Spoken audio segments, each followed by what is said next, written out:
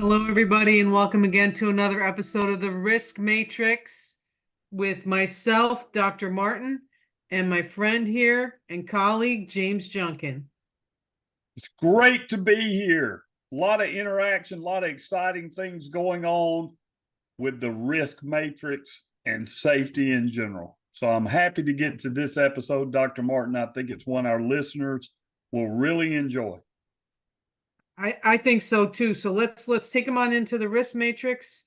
As you like to say, you're in the matrix, baby. But before that, go ahead and give us a word from our sponsor for today's episode. Well, this episode, the Risk Matrix powered by Veriforce, is sponsored by a new product of Veriforce, the Veriforce Worker Pass.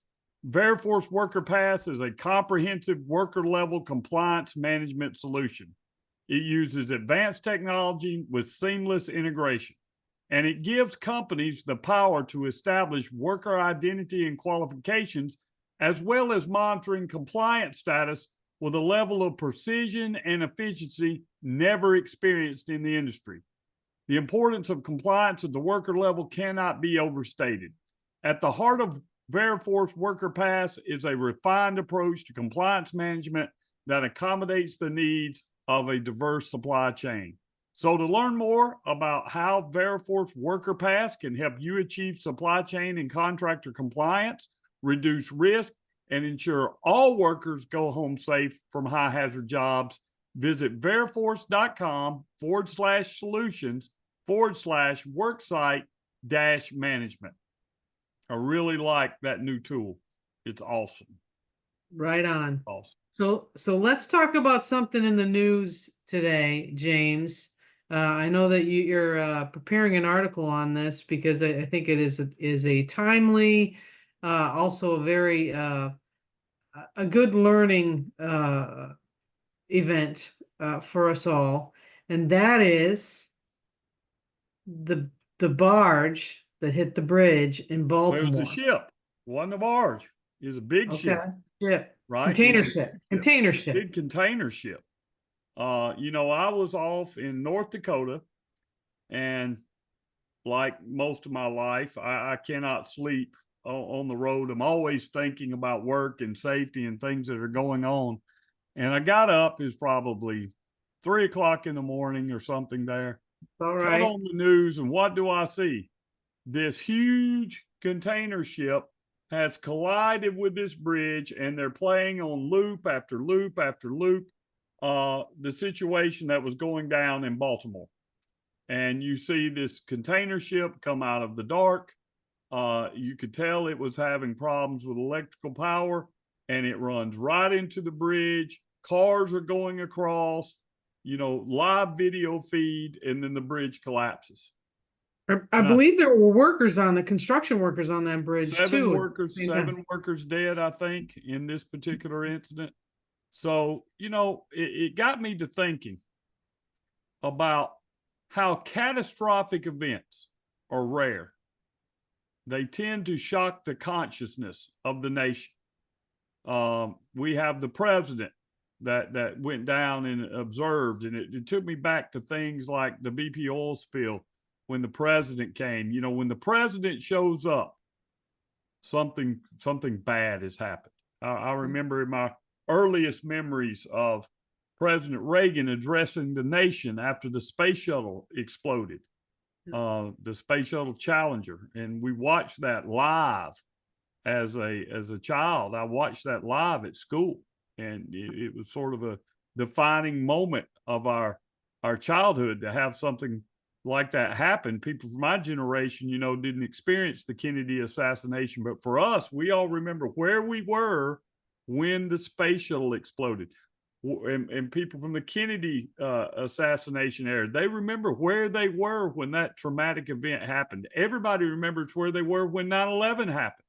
I remember when Reagan was shot. I remember that. I remember that, actually. On TV, they showed that over and over again, the Secret Service pounding on people. So there have been events all the way back. If we want to go back to the Hindenburg, that was broadcast on TV. And it's these high impact, catastrophic events that define generations. They don't happen all the time. You're about to say They something. do happen, but they do happen. And I just want to say one of the things you didn't mention here is the president shows up and then we throw a boatload of money at the problem. Okay, at the first to fix it, right? But then at the problem, right? So I'm going to mention another one that I know that is near and dear, maybe not. I don't know if that's the right way to put it, to your heart. Is Hurricane Katrina, right? We knew there was a problem with the levees. We considered it the catastrophic nature of that storm, how often it would happen. We just went with the levees the way that they are, and then the levees broke, and now we have levees built for much more catastrophic events than that. The But cost, I like to put it this way, and we can talk about that. I lived through that experience. And so, the cost of abatement, if you will, correction, corrective action, fixing the problem after the event is always more than the cost of mitigation. It's always absolutely. more than the cost Absolutely. of prevention, right? So I want to talk about that tonight. And I think that's a really good conversation for us to have because, there's routine incidents that happen. They happen to persons. It's horrible. We're dedicated to getting workers home safe from high hazard jobs. But when you see multiple fatalities, when you see hundreds of millions of dollars worth of destruction of assets of companies and of the country, you have a catastrophic failure of your safety management system. And so I'd like to talk about with you and get your thoughts and share some of mine about changing mentalities when it comes to these things. Now, you mentioned Hurricane Katrina, and here's what's interesting about Hurricane Katrina. A year before Hurricane Katrina struck, FEMA, the state government, the local governments in Louisiana had a huge exercise called Hurricane Pam. And Hurricane Pam envisioned being struck up the mouth of the Mississippi River, dead center, New Orleans, a Category 5 hurricane.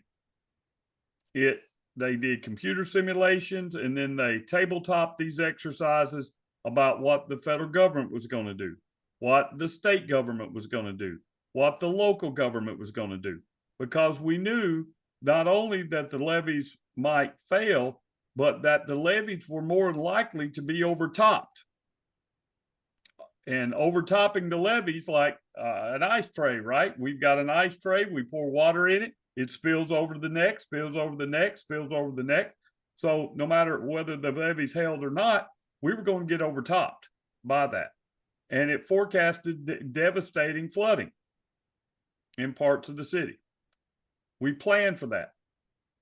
But in the back of our minds, I don't think they did plan for that. And I'm gonna it stop all you right fell there. apart. There's planning and there's way things happen in the real world, and we ought to do an episode on how politics gets involved in decision making processes and emerging management sometime.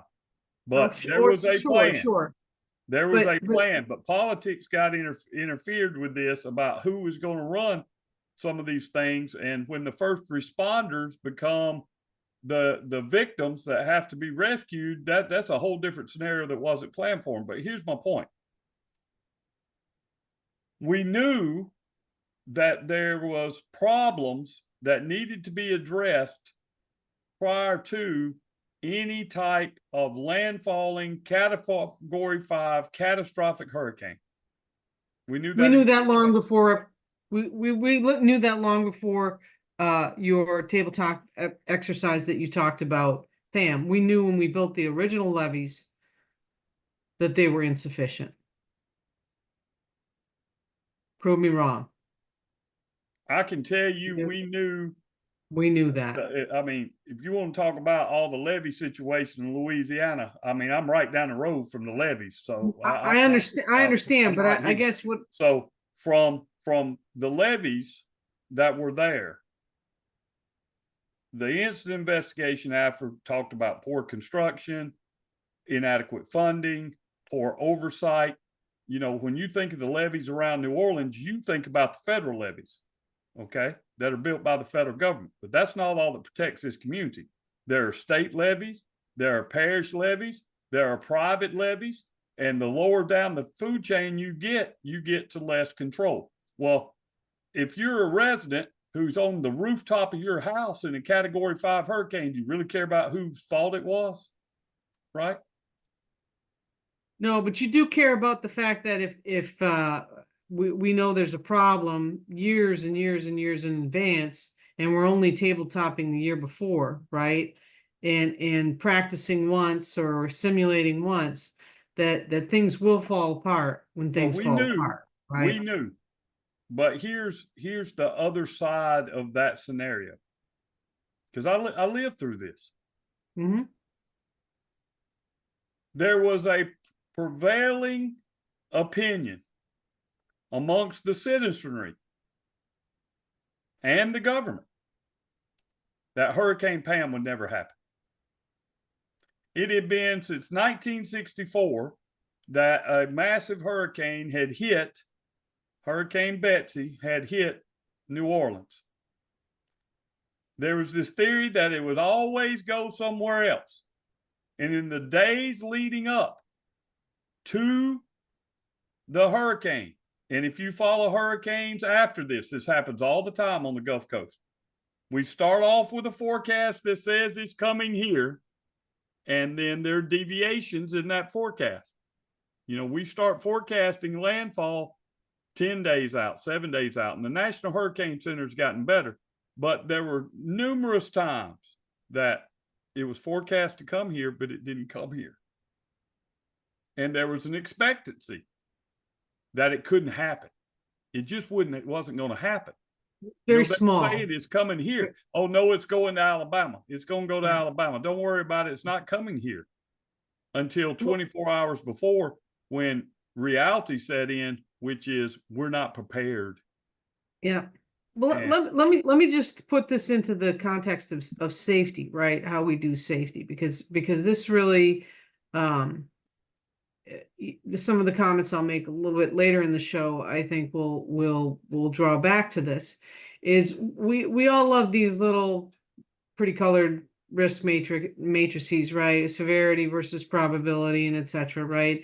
And you know, we try to attack as many things as we can to bring them off the risk register, right? And if it's got high severity and very, very low probability, it stays on the risk register, but it really never gets discussed or planned for or given a lot of resources to it.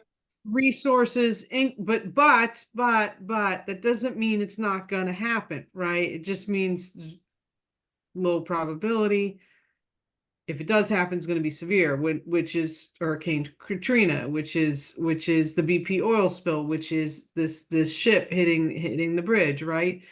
And you know, when we think about these risk matrices as safety professionals, and we're putting our potential incidents into perspective, right, or into budgeting or into time management, right? It doesn't mean just put it over here in that bright red box, right? Or whatever color box it is, right? And keep it on the risk register. It means that you probably should be devoting something to it incrementally over time, so that you are creating a situation where you're not just the year before doing a dry run on Hurricane Pam and doing some simulations and then reassuring yourself that it's still not going to happen, right? If you plan over a number of years for things on your risk register of low probability and high severity, you can incrementally shore up your resources and your potential response such that things like this don't happen. So So, let's go back all to right, this ship and let's the talk bridge. about this shift. And I think it comes down, I don't know how many times you use the word if. Okay.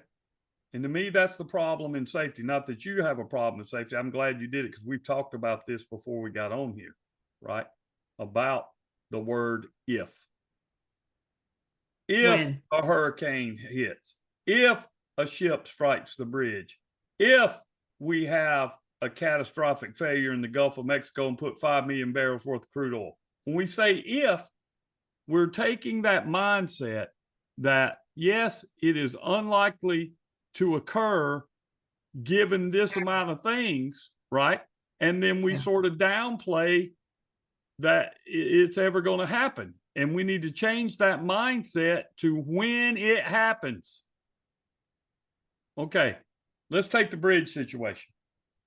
How many ships have passed under that bridge since it was constructed in the 1970s? Tens of thousands, maybe hundreds of thousands. It's a very active port. I have to do a lot of research. It I is an really active want to do to port. figure that out, right? So we understand ships pass under that every day. But it wasn't a matter of if a ship was going to hit the bridge, but when a ship was going to hit the bridge. It might be in Absolutely. 5 years, it might be in 10 years, it might be in 50 years. It's the same thing when it goes back to Hurricane Katrina. Doesn't mean we're going to have a Category 5 hurricane every year hit the mouth of the Mississippi and drive north. Or when Katrina struck, is actually a Category 3 downgraded to that, but it's a massive storm. Doesn't mean it's going to happen this year, 5 years, 10 years. We had not had a storm like that since Betsy in the mid 1960s, but it was going to happen. It was going to happen. And what the true test of a safety management system is when the rare occurs. Can you absorb it? Can you absorb that blow to the unexpected event and not end up with catastrophic failure? Are you anti-fragile? And this goes back to something I talked about a long time ago on my own safety struggle podcast, right? And anti-fragility, right? That deflection is so minuscule or so absorbable that it actually spurs you to greater resilience, right? And this was not the case, right? This was not the case. In fact, I've been reading in recent days that not only is this bad, right? I mean, bad money, bad shipping lane, bad, but it's the Army Corps of Engineers actually 3D mapped the destruction in the shipping channel from this bridge and how it needs to be removed and if it can be removed and etc. and how long it's going to take. And it is beyond catastrophic, right? Especially when you're not only fixing the problem over here, but you're trying to fix where the heck are we going to put all these other ships when we have other busy ports that need to absorb that traffic. And that affects supply chain. It affects the supply chain all the way down to the individual worker that depends upon those jobs that are there. What are we going to do about those guys? I mean, there are companies that woke up the next day and they're like, are we going to have a company? We got debt service to pay. We got employees to pay. We got no activities. So the ramifications of this extend beyond just the individuals that are involved. The 7 individuals that perished, the captain of the ship, the companies that own the ship, their insurance companies. It's literally millions of people can be affected. And it made me think back to the BP oil spill. You know, a lot of my views about safety were formulated because of that event. My interest in process safety. You know, we talk a lot in safety about what I call personal safety. You know, wear your PPE, follow these procedures, watch where you're putting your hands, wear your fall protection, wear your gas monitor. But if you don't, and that fails, and that person ends up is severely injured or killed, that affects that person, that affects that family, that affects their coworkers, but it's isolated to that number of people. Blow a rig up in the Gulf of Mexico and put 5 million barrels worth of crude oil into the Gulf. That affected every person that lived in this country. In this In this country. country? In this country. And maybe other countries. But I know it affected everybody in this country because I know what the price of gas was 2 days after this on the East Coast.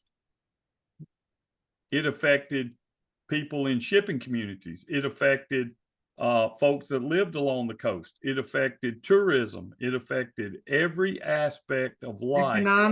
Economics around the world. And so, you know, how do we prevent those things from happening? And number one, we have to kind of get out of this prevention mindset, I think, and into the, okay, there's going to come a time when, despite our best efforts, our prevention is going to fail. So when that happens, what have we built? How do we respond? How do we have defenses in depth to prevent catastrophic failure? There's been much talk about the bullards and things you could have put around the base of the bridge that the ship could have run into, and it would not have run it into the bridge. Okay, it might have minimized the damage, right? You may not have prevented this completely, right? But you might have minimized the economic and supply chain and all these other things. You might have minimized it such that it could have been fixed more quickly, right? And that takes time, and it takes budgeting, and it takes forethought, and it takes recognizing that something on your risk register is not an if. It's a win. Always a win. It's always a win. It may not happen in 5 years, 10 years, 15 years. You know, if you go back to other examples of like I mentioned, the Space Shuttle Challenger, Morton Thiokol knew they had an issue. NASA knew they had an issue. The burning through these O-rings in the solid rocket boosters. They had seen that it was burning through, but they had never had a catastrophic failure, right? There was always this, well, if this occurs. There was no when this occurs. Therefore, the decision was made to launch.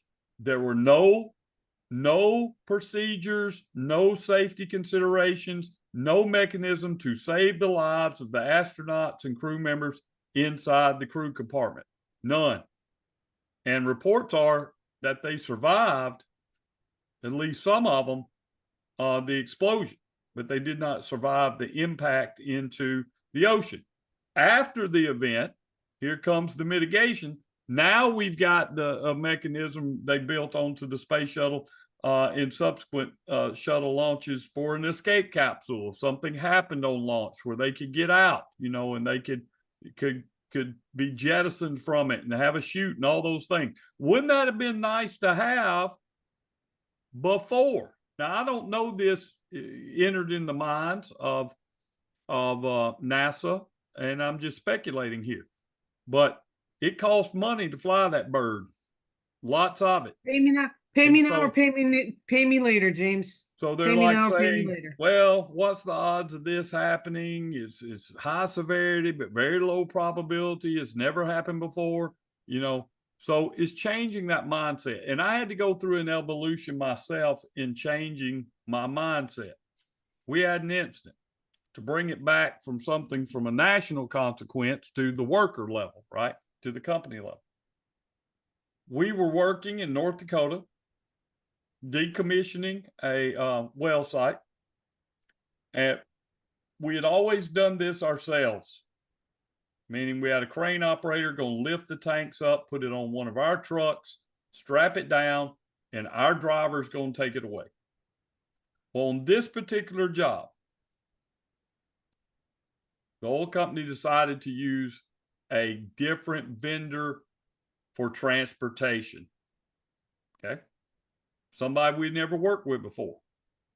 We get out there and we've got the tank.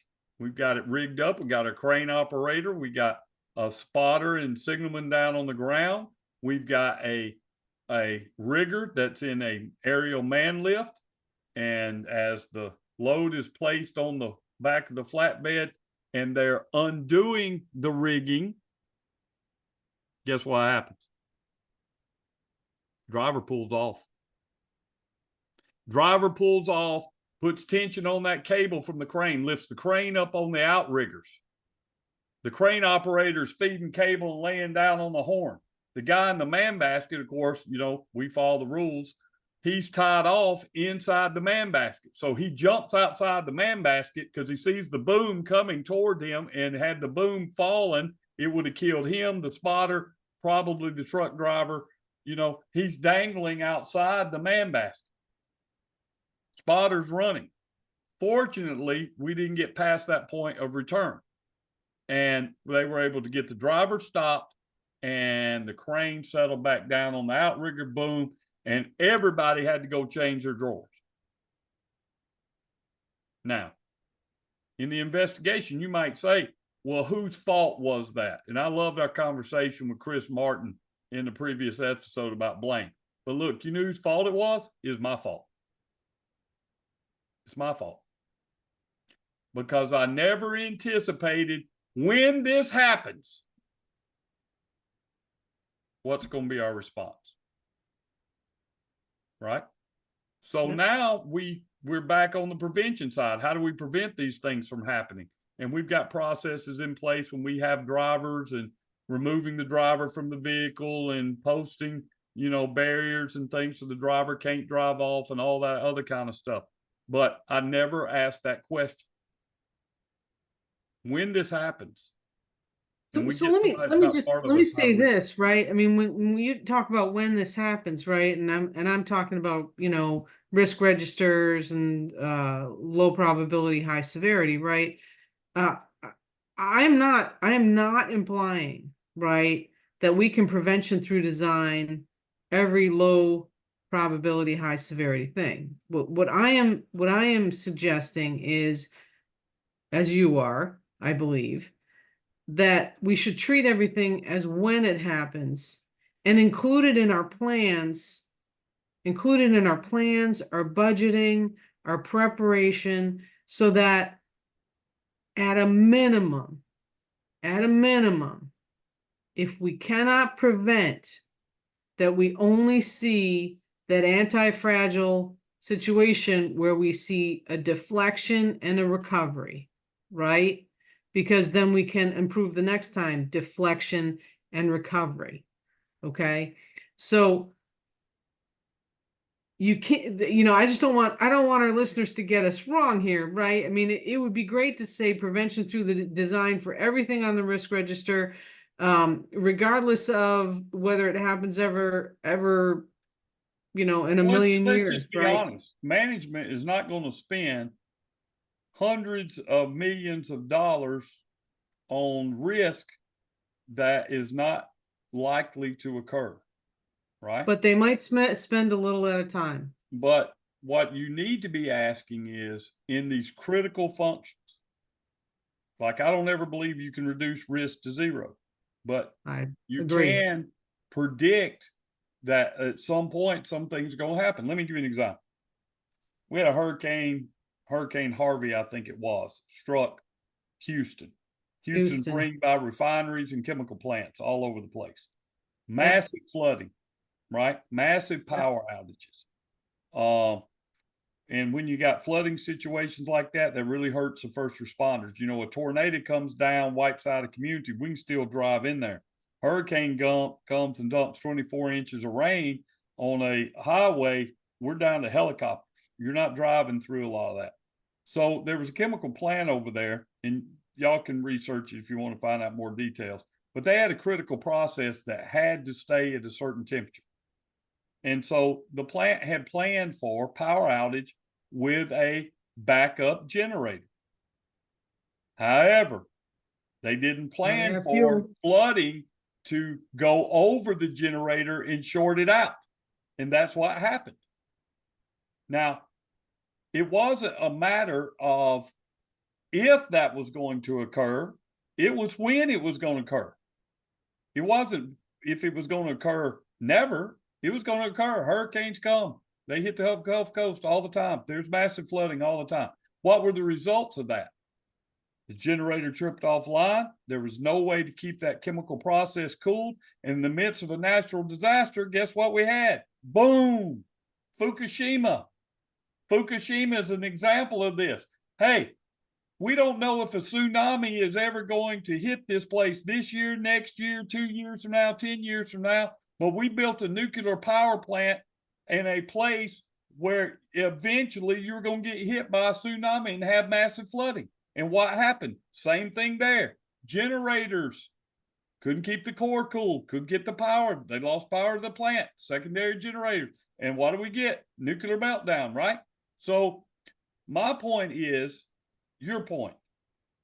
It's not a matter of if, but when. But can your safety management system absorb it? Can you absorb it? It wasn't a matter of Mistakes if there was planning. going to be a rig explode in the Gulf of Mexico. It was a matter of when it happened. And when it happened, we didn't have the tools necessary to protect the public, to protect the environment, to protect the Gulf Coast. I mean, you know, a lot of that went on for days and months because we didn't have the necessary resources assembled to be able to adequately respond to it. Now, did we learn from that? Yes. Did we learn from the bridge explosion? Yeah, bridge, not explosion, but bridge strike and subsequent destruction of the bridge. Yes, we learned from these things in those instances. So we'll go out there and we'll fix the oil spill response for the Gulf. We'll fix the levees. We'll fix and make sure our generators are higher up. But why does it have to result in a catastrophe in order to put barriers and defenses in place and things we should have anticipated and said, when this occurs, what's going to happen? When this occurs, how can we plan it into our long-term planning in order to use, for lack of a better way to put it, shorter money over a long period of time, right? Not to prevent it altogether, because I don't think zero is achievable. I don't think prevention through design for catastrophic events is achievable as well, because I mean, unless you're God or some higher power, you're not going to know what the severity is, right? And you're not even going to know the probability, right? You just know it's low. But A the lot of that's takeaway, a shot in the dark, not me. yeah, A lot of these risk matrices, right, are built on what? Quantitative analysis or somebody's gut feeling? somebody's gut feeling, or a bunch of people's gut feelings, right? Right. But the takeaway for a safety professional, right, or takeaway for a community, or a takeaway for people listening to this program is, you know, take a good look at what you're doing for risk evaluation, right? And take a good look at how you're justifying the use of your funds or the non-use of your funds or the size of the funds that you put in, and really evaluating, can I incrementally improve so that when that bad thing happens, I can recover quickly, or I can have some peace of mind that I have some time to respond well enough in order to possibly prevent some really bad things from happening. I mean, I think that's the takeaway of this discussion we're having, I think right? so. And it begins, words mean things. Words put in your brain ideas and processes that become deeply suited. So when you say if, well, if a meteor falls out of the sky and hits my house, I mean, come on now. But some of this stuff, it may be rare in the calendar of days, but it will happen What if some when it super occurs. what if some super virus gets released from a lab somewhere in the world and the whole world shuts down? What if? What if? Guess what? You know what? It did, and it has happened before, right? History has shown that something similar has happened and we learned very little, or we forgot what we did learn, right? Or we fail to apply it to our situation. Failed to apply it and failed to improve over time. I mean, Right. the flu epidemic was what, 1918, You mean 1918, the Spanish right flu? around there. Spanish Yeah. flu in 1917 through 1919 I was killed, gonna say 1918, so that I got it right in there, right? But estimates but of that's 50 million people. that's over 100 years. That's over 100 years that we could have been, as a government, as a nation, as a global uh, entity, been preparing for this similar type incident. So um, I guess that's what I've got for takeaway from this, James. Did you have anything you wanted to add? Well, I just want safety professionals to move their thinking from if this occurs to an almost certainty of when this occurs. Okay. We want to focus on prevention, right? But we're not going to prevent everything. That's why I have Right, a plan of if we have a serious injury and fatality, I don't have to go out there and draw up what we're going to do in the dirt under all that pressure and stress. I have a plan of action of what right, we're going to do as a company. We right. have plans for fires, right? It's not every day the building catches on fire, but we've got an emergency action plan of what we're going to do, where we're going to muster, how we're going to account Can for it get people. better? Yes. Right. Should it get better? Yes. So from some of these different incidents that are catastrophic in nature, see, I think when we say severity, catastrophic, meaning we're not going to come back from this unless we have a tremendous amount of help. Preparation. We've got to prepare for that so we can take that blow without destroying our entire safety And management be system, resilient. to develop some resiliency. So that let's take that from, theorizing and look at some of these things that have occurred and draw some lessons for our individual organizations on, hey, when this occurs, what is our ability to recover? One of the lessons that's the takeaway of COVID is business continuity plan. Right? Before that, we didn't have a business continuity plan. People running around. Nobody thought about, well, what happens if we have a catastrophic virus and we shut down and we have to shelter in place at home? Now working from home's normal. Before that, people are like, how are we going to keep our business running? It would have been nice to have that plan before times. So let's learn from these other experiences, apply them to the operations that we have in our organization so we can be resilient in the face of catastrophe. Anti-fragile. Anti-fragile. Absolutely. Well, That's a good one, James. I hope y'all enjoyed the discussion. It's something to think about. Do we have, Dr. Martin and I have the solutions for everything? Absolutely not.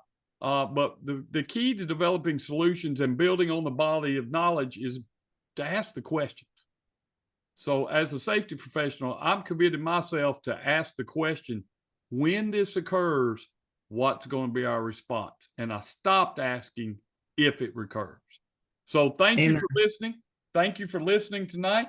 Dr. Martin, for our followers, what do they need to do?